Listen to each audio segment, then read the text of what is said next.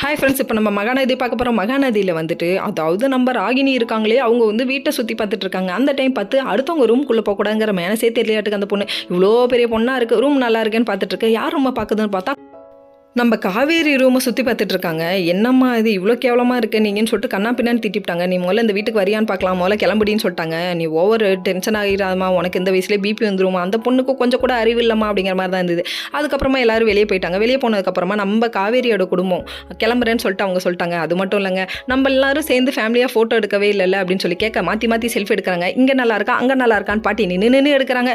வேற லெவல்ப்பா அப்படிங்கிற மாதிரி இருந்தது. சரி, எடுத்து முடிச்சோடனே சரி எதுக்கு நம்பிக்கை கொடுக்குறீங்க அப்படின்னு சொல்லிட்டு காவேரி கேட்குறாங்க. எப்படியும் இன்னும் ஒரு 8 மாதம் நம்ம பிரிஞ்சிருவோம்ல, எதுக்கு நம்பிக்கை கொடுக்குறீங்க அப்படின்னு சொல்லி கேட்குறாங்க. யாருக்காக கொடுக்குறீங்க, மனசோடைய வேணாம், கஷ்டப்பட வேணாம், விட்டுருங்க அப்படின்னு சொல்லி சொல்கிறாங்க. நம்ம விஜய் இருந்துட்டு நீயும் உன் குடும்பங்க சந்தோஷமாக இருக்கீங்களே, எனக்கு அது போதும்னு சொல்லிட்டாங்க.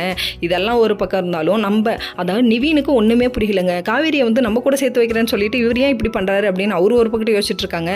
அதுக்கப்புறம் நம்ம காவேரி வீட்டுக்கு போகிறாங்க. அவங்க வீட்டுக்கு போனால் என்ன பக்கத்தில் இருக்கிற வீடு தானே, ஆனாலும் அங்கே போனால் கட்டில் உடஞ்சி போச்சுங்கிறாங்க. அக்கா கங்கா குத்துன்னு கத்துவாளே அப்படின்னு சொல்லிட்டு அவங்க நினச்சி ஃபீல் பண்ணுறாங்க. கத்தாதீங்க, நான் சரி பண்ணிடலாம் அப்படின்னு சொல்லிட்டு தூக்கிட்டு வந்து வெளியே போட கங்காவுக்கோசரம் அவங்க ஹஸ்பண்ட் என்ன வேணா பண்ணுவார்ப்பா, அதனால ஆணி அடிச்சு சரி பண்ணிட்டு இருக்காரு.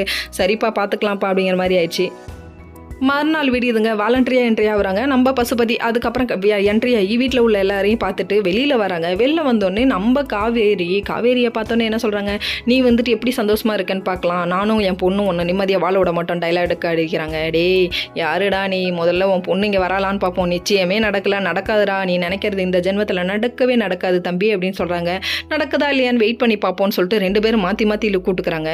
என்னமோ பரம எதிரி மாதிரி பகையாக இருக்கிறாங்க. ஓகே ஃப்ரெண்ட்ஸ், நெக்ஸ்ட் வீடியோவில் பார்ப்போம். Bye.